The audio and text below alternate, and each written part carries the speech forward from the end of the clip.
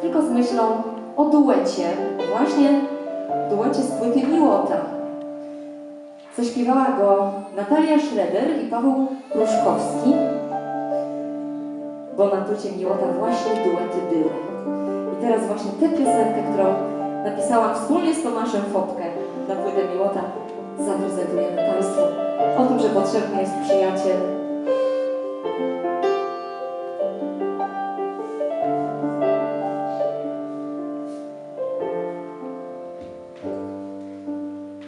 Tak zazieli serca pteczka, ziemu spłakła i gniazdko skryła.